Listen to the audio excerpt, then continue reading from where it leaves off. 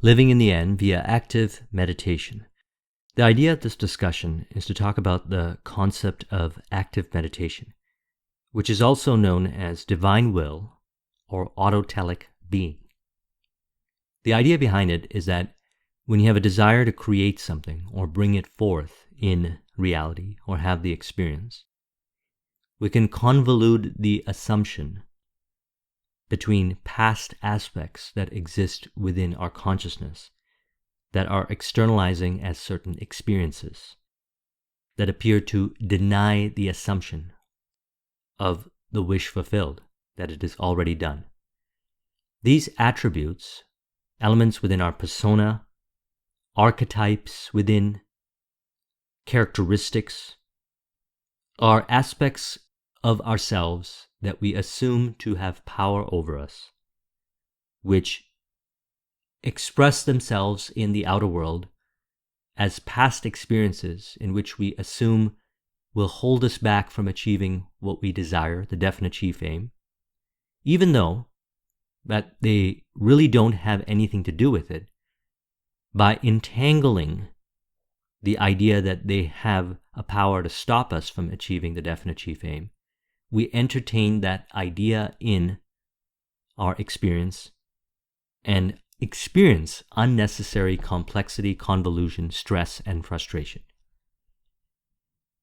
We have a garden of the mind, and what is within the garden of the mind branches out and externalizes in reality as people, environment, circumstance, and information.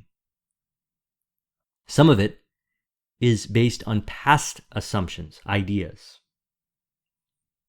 and it is not in conflict with the exact heart desire that you have affirmed within to bring forth, that you have revealed and affirmed within to bring forth. It may only appear that way.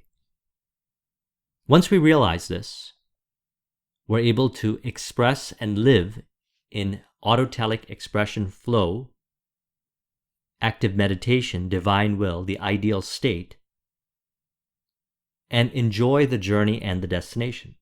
However, I recognize, even from my own personal experience, that in the earlier stages I confused attributes of myself as hindrances to bring forth what I desire.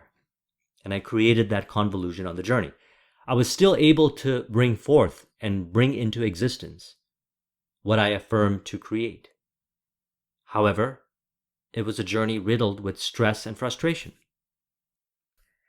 And another thing happened on this journey that I found to be very interesting. While I was going through the different experiences on further goals that I created and affirmed and believed will be brought forth, I found that I could change the assumptions, beliefs, meaning that I have within myself in relation to people, environment, circumstance, and information to experience a more harmonious journey to the realization of the vision. And upon realization of the vision, whatever it is that I desired to bring forth, I was able to enjoy it a lot more and integrate it into my next level of desire, what I wanted to bring forth.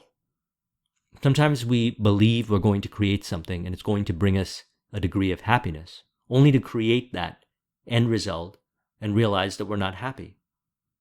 That's because happiness is found on our relationship with ourselves in relation to people, environment, circumstance, and information. That's where happiness is found. The destination is another image in the infinite potentialities of imagination that has been brought forth like everything else. So that's why it's important to enjoy the journey and the destination. And one of the things that we want to value on the destination is what is referred to as purification of the mind. Purification of the mind is self-realization. It brings us into higher degrees of active meditation. We've got passive meditation, which is traditional meditation. And we've got active meditation, which is living in, you could say, a meditative state, awakened. Now, this awakened meditative state is deep presence, being in the eternal now, knowing that everything that you desire will be brought forth, and you can enjoy the journey towards a destination or maintaining an ideal state of mind.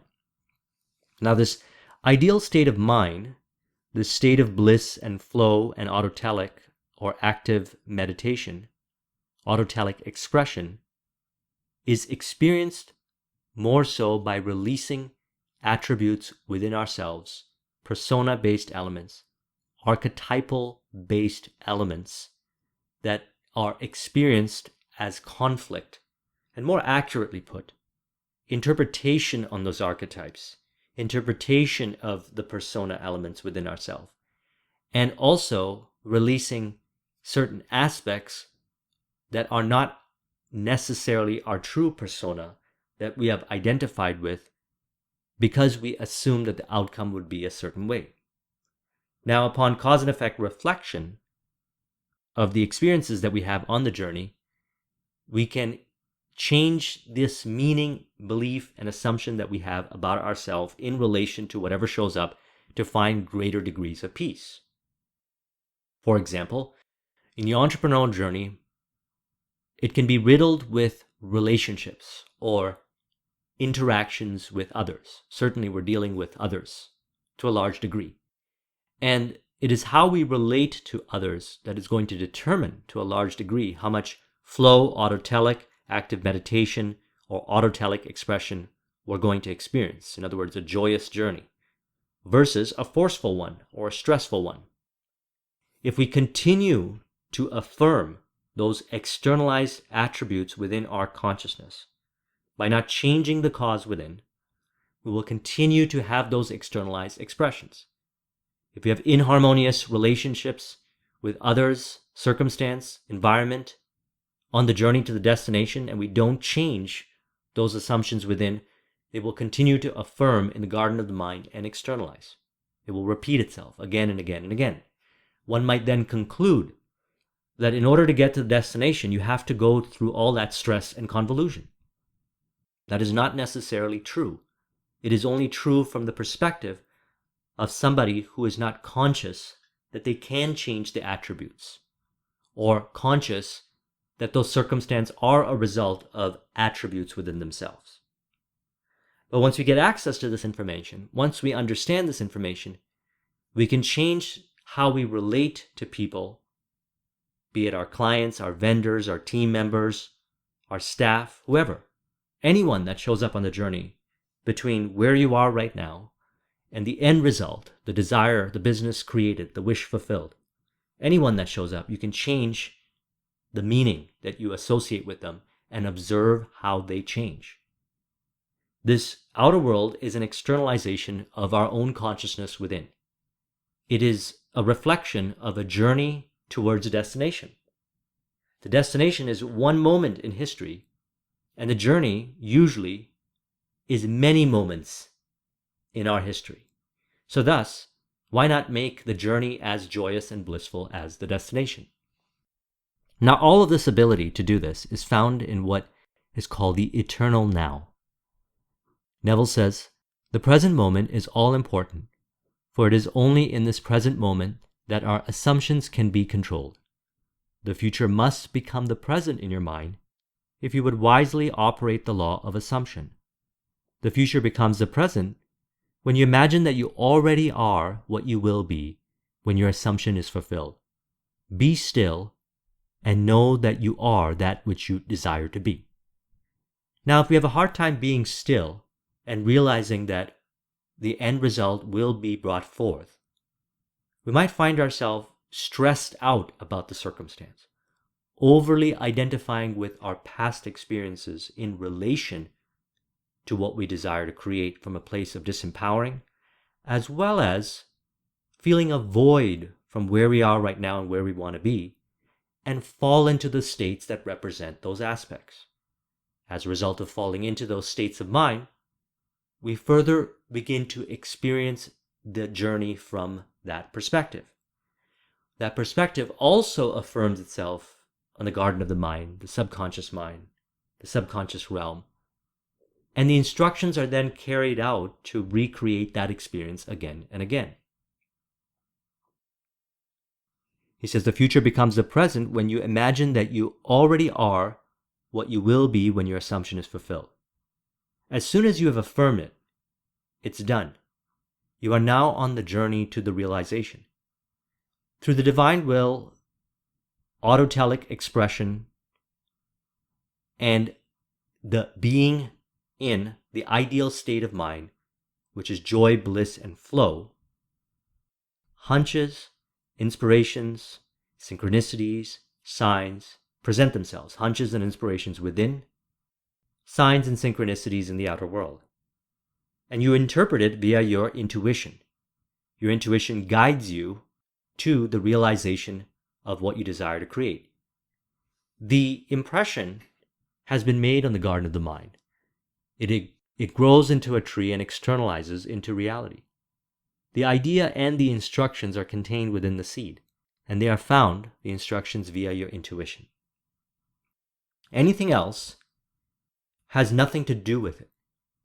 It may be assumed that other seeds that you had either consciously or subconsciously planted in your mind can prevent that particular seed from bringing forth as the outer world experience, as the tree branched out as experience, the fruits of reality. Only through that assumption that you believe that the other attributes can hold you back from creating what you desire do you affirm it and create that experience.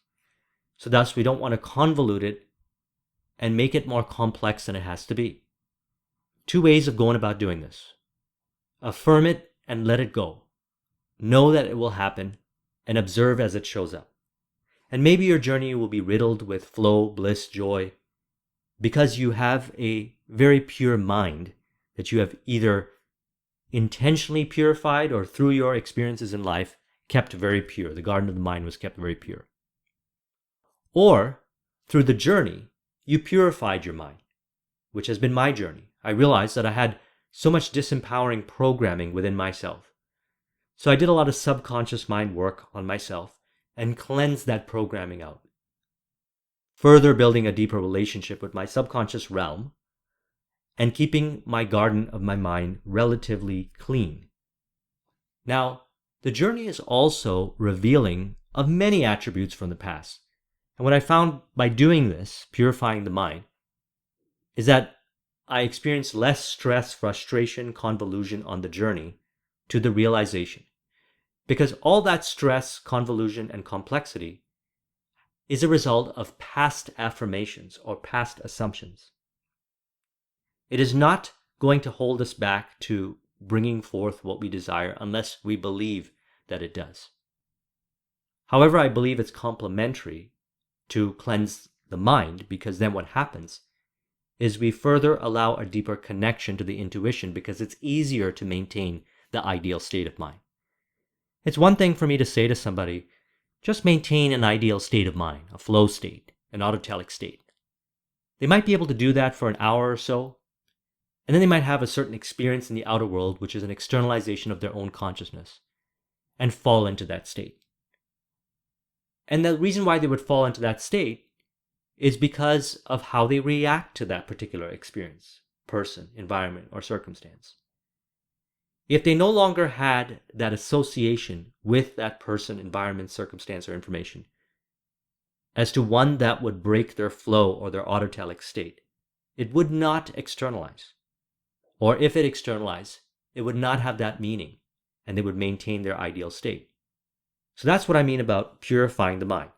If anything throws you off course, realize that it's an attribute within yourself, an aspect of your persona, an archetype within that has externalized that you have not made peace with. You have the power to make peace with these attributes within yourself. James Allen says, the secret of life, of abundant life, with its strength, its felicity, and its unbroken peace, is to find the divine center within oneself, and to live in and from that instead of in that outer circumference of disturbances, the clamors, cravings, and argumentations which make up the animal and intellectual man. These selfish elements constitute the mere husks of life and must be thrown away by him who would penetrate to the central heart of things, to life itself. As mentioned many times in my video, our goal is to build a heart and mind relationship. The heart desires and the mind creates. The purification happens in the mind. These are attributes of assumption that we assign, as he puts here, circumference of disturbances that are based on past programming that is within ourselves that creates a experience of losing the state of mind or unnecessary friction and convolution. The truth is, we can change the meaning, the beliefs and assumptions that we have on anything that shows up on our journey. If something appears to hold us back and it looks like an obstacle, we can see it from a different perspective. We can aim to see how it's a contributing factor and an opportunity, and we'll be able to find the answer. Ask and you shall receive. Upon realization of that, a change has happened within. And then we're able to maintain that ideal state of mind. Now, as mentioned, this may or may not contribute to creating what you desire, because that's a separate seed that has been planted. But it does make our journey a lot more joyous and blissful, and it's easier to maintain an ideal state of mind. And sometimes if we fall in too much of a negative or disempowering state of mind and dwell in it, we can forget about what we desire to create and not listen to the inner voice, hunches and inspirations and guidance, or pay attention to the signs and synchronicities that were guiding us to reveal it in the outer world. We can forget. So, in order to create a harmonious journey and a destination, we value the journey through the process of purifying the mind, which simply put is what we're going to talk about next, which is personas, aspects, attributes, archetype, characters within ourselves that we imagine in our mind that is disempowering, or it could be empowering, that externalizes itself, could externalize itself through outer world theater, through people, environment, circumstance, and information to reveal those attributes within ourself. Our goal is to remove the disempowering ones, make peace with them, make peace with those attributes within ourselves. If it exists within our consciousness, it is one with us. And our goal is to make peace with it. If we do not make peace with these attributes within ourselves, then we'll continue to experience lack of peace or disharmony within ourselves. Inner world unnecessary complexity and outer world unnecessary complexity, thus causing us to fall into those states of mind and create those experiences on the journey to the realization of our destination. This is especially powerful for entrepreneurs. Most of our journey as entrepreneurs is dealing with others in relationships, clients, vendors, team members, others.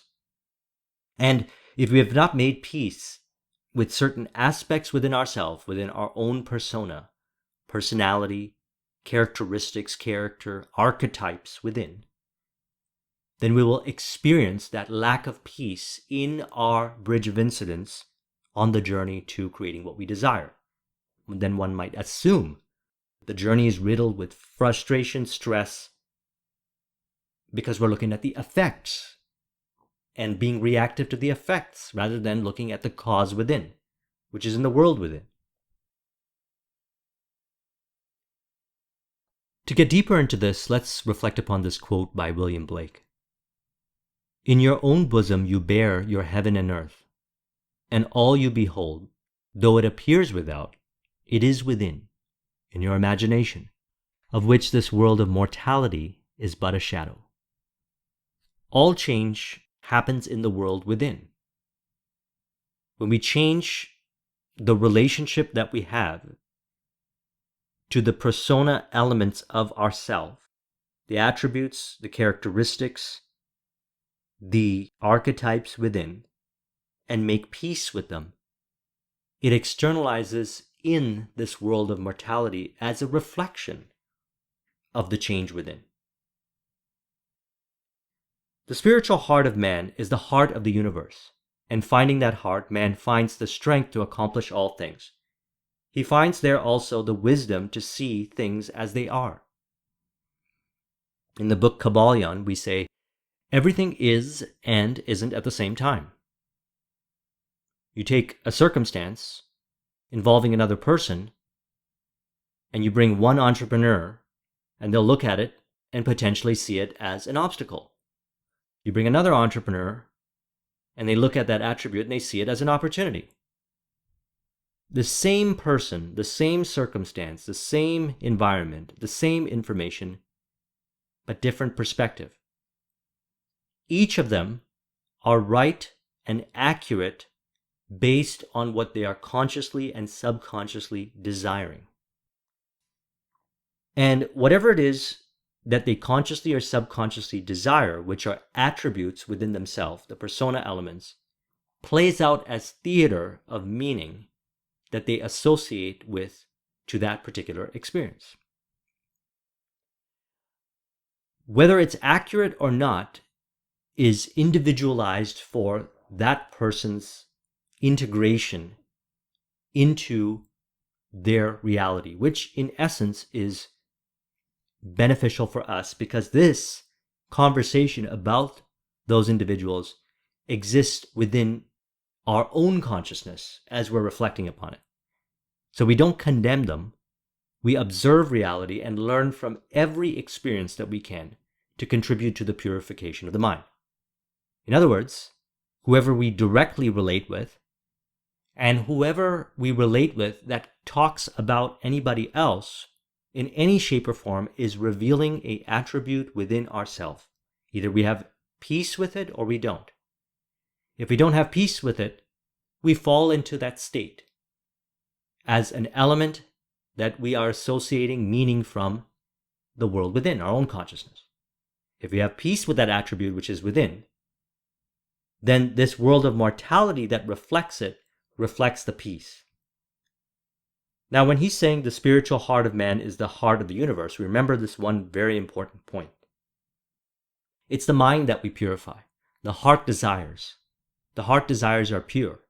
The heart desires are there to bring you towards what you want to experience, your heart desire, as well as create something called a journey or bridge of incidents, in which you have an opportunity to purify your mind so you can achieve what you desire from a place of joy, bliss, ease, higher degrees of precision, of harmony, as well as you go down the path in the future towards further goals or definite chief aims. Because you have purified your mind to that level of degree of precision, you'll have a lot more harmonious and it'll be easier to maintain the ideal state of mind that you desire, flow, autotelic, in this case, active meditation, which is autotelic, divine expression. It'll be easier to maintain that particular state. It'll become your default state once you get to a certain point in the journey where you'll maintain it for an extended period of time. And then whatever you desire to create, you'll be able to create from that perspective. James Allen says, "He who resolves that he will not rest satisfied with appearances, shadows, illusions, shall by the piercing light of that resolve disperse every fleeting fantasy and shall enter into the substance and reality of life. He shall learn how to live, and he shall live. He shall be the slave of no passion, the servant of no opinion, and the votary of no fond error." In other words, by changing the persona elements, or more accurately put, the relationship with persona elements within ourselves, attributes, archetypes, characteristics with ourselves, and bringing them into a place of love and harmony, we do not fall into states of mind that are generated based on our own consciousness within that can play out as theater. For example, someone might say something to you, and because you have not made peace with that attribute within yourself, that attribute is revealed in the conversation, and you fall into the state of mind that represents the lack of peace with that attribute. By making peace with that attribute through self-talk, subconscious mind audios, revision, environment, or any kind of subconscious modality, because we're really working with the subconscious realm. This is all happening automatically within. By making peace with these attributes within, we no longer have those experiences. And as a result, as an entrepreneur, you have more favorable relationships with everyone on the journey to create. Because as an entrepreneur, what are you working with? You have relationships and you have resources, and you have the ability to work with relationships, and resources in creative ways to innovate, to produce results, value for others. And this journey does not have to be one of force and frustration. Certainly in earlier stages it was for me, because I wasn't doing as much of this inner evolution of assumptions and beliefs within purification of the mind. So the heart desires and the mind creates. And we want to purify the mind, releasing the attributes that blames the circumstance to the outer world and change the cause within until we see it externalized as favorable experiences in that circumstance. If you choose to do so, if you choose to maintain this active meditation. By the way, all of this also happens within automatically during meditation. During deep meditation, all of this kind of stuff happens within. You might not be aware of it, but it happens within. We can combine it. We can work with it together. Active meditation and passive meditation. When he can no longer bear the burden of his accumulated learning, let a man leave his books, his science, his philosophy, and come back to himself, and he shall find within that which he outwardly sought and found not, his own divinity. James Allen. There's a certain point in the journey where we realize that the answers are found within. Upon a certain degree of purifying aspects of our persona, elements, characteristics, making peace within ourselves with the archetypes within, we find ourselves listening to ourselves and trusting ourselves more so. And as a result, we have a higher degree of discernment. We're able to see the light, read between the lines, understand depth of information, people, environment, and circumstance, a deeper level of understanding. And then you seek within more so for this kind of information. And it's revealed to you more so within. And you find yourself being less convoluted and overwhelmed by the complexity of the vast amount of information that has been externalized in the outer world, in books, internet, and so forth. You're able to find the signal in what may appear as noise. And if you consume large amounts of information and you find yourself getting stuck in your head, then perhaps you're at the point of learning to trust your own inner voice connection, which is based on your intuition, which is related to the instructions that are based on the seed that you have planted in your mind of what you desire to be brought forth. Practice that more often. Now, meditation helps with that. Passive meditation helps you connect within. And so does the active meditation. Purifying the mind and releasing yourself from disempowering programming and attributes of yourself, or more accurately put, making peace with attributes within yourself. James Allen says, "Act now, and lo, all things are done. Live now, and behold, thou art in the midst of plenty. Be now, and know that thou art perfect." So who we really are is perfect. We are connected to the divine perfection. We are one with it. We're in the process of realizing this, yes, more and more so each day. Because in that divine perfection, we experience infinite intelligence. We know what to do. We know how to respond. And it makes sense to us. Hunches, inspirations, inner voice conversations flow from within when we realize that we have a connection to our depths of our own being that is perfect. And signs and synchronicities in the outer world make more sense. And thus, as James Allen said, man leaves his books, his science, his philosophy, and comes back to himself, and shall find within that which he outwardly sought and found not. Now, it does not mean that other information is not valid. We want to bring it in harmony. That's specialized knowledge. That's externalized knowledge. We want to bring it in harmony with the inner world knowledge. Outer world knowledge and inner world knowledge have to be brought back into harmony. That's when you have peace within. Neville says, "Here to pray means to give thanks for already having what you desire. it's already done. Once you have affirmed and prayed for your own heart desire, what you were truly meant to be, you have built a connection with it. You have planted the seed. You have discovered it. You have found it. And it is already done. Only persistency in the assumption of the wish fulfilled can cause those subtle changes in your mind which result in desired change in your life. Once it is affirmed, what is brought forth is the end result through the journey.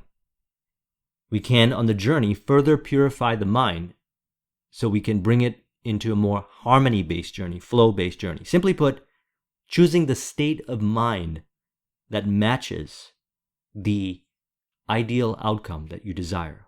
What would it look like if it was true? If it's entrepreneurial success, then you live that way. You maintain the state of mind of deep valuing and reflection of relationships and resources and your passion and service and desire to serve others and create success for yourself as a result. You affirm that state. If there is any stress, complexity on the journey, then what attributes within ourselves are we identifying with in relation to our experiences with people, environment, circumstance, and information in a way that creates it? We have not made peace with those attributes. We can make peace with those attributes within by changing our assumption. Now, as stated, Neville says the present moment is all important. All of this is found in the present moment. We can observe our assumptions and change our assumptions in the present moment.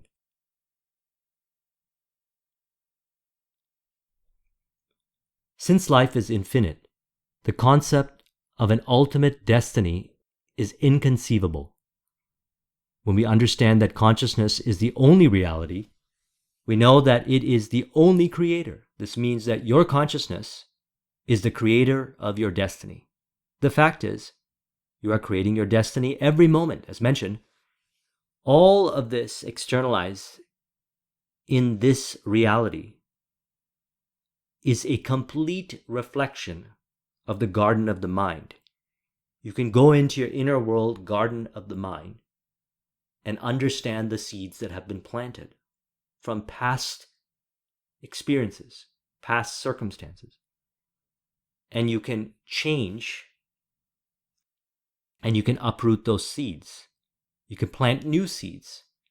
And then you can live in a way where he calls this mental diets. You guard the subconscious garden of the mind and ensure that you are instilling empowering, uplifting, nurturing information in harmony to who you really are, higher degrees of purification of the mind. That's why I always say self-talk, revision, subconscious mind audios, and environment, very important. Choose the environments, outer world environments, that affirm accordingly. Otherwise, we'll continue to reaffirm that which is in the garden of the mind that we do not want to see. Now, this can be experienced in the beginning as challenging, but we have to be able to go within and make the investment. And it starts with small changes, picking a goal, committing to it, affirming it, and allowing the divine expression, the autotelic expression, through the hunches, inspirations, and ideas, and acting upon them, as well as in the process, maintaining the ideal state of mind. Cause and effect reflection of persona elements that are revealed in your imagination or externalized as theater with people, environment, circumstance, and information in the outer world, and changing the meaning within. So as he says, the fact is you are creating your destiny every moment, whether you know it or not. Much that it is good and even wonderful has come into your life without you having an inkling that you were the creator of it. However, the understanding of the causes of your experience and the knowledge that you are the sole creator of the contents of your life, both good and bad, not only make you a much keener observer of all phenomena, but through the awareness of the power of your own consciousness, intensify your appreciation of the riches and grandeur of life. Now, this whole discussion has been inspired by my own journey with working with this information. Because as a result of being with this information for many years now, I find myself maintaining for longer durations of time, a lot of times most of my day, in this form of active meditation, autotelic expression, divine will expression, thinking, feeling, and doing all that I am inspired to do via my inner voice conversation that is in harmony towards all the goals that I desire to create. Not only am I bringing forth my desires, which has always happened on the journey, but now I'm bringing it more so forth from a place of joy, bliss, and alignment, autotelic, with less friction, frustration, and convolution. If any of that stuff occurs, I reflect within and say, what is the cause within that is creating this? Right in that moment. And I ask myself, what can I do about it? What is the new assumption that I could affirm? Affirm the assumption using subconscious mind audio, self-talk, revision, or environment. And then observe as I change, my thoughts change, my emotions change, my behaviors change, and my outer world circumstance changes. As well as identify if for whatever reason I've fallen into a different state of mind that is not in the ideal state, one of flow, joy, bliss, ease, autotelic expression, and choose a different state. As soon as I choose a different state, the entire reality expresses accordingly. People, environment, circumstance, and information change to reflect that state. Now, this is a result of working with this information and everything that I'm sharing with you here. So I trust that you'll value it, put it to use, and benefit greatly.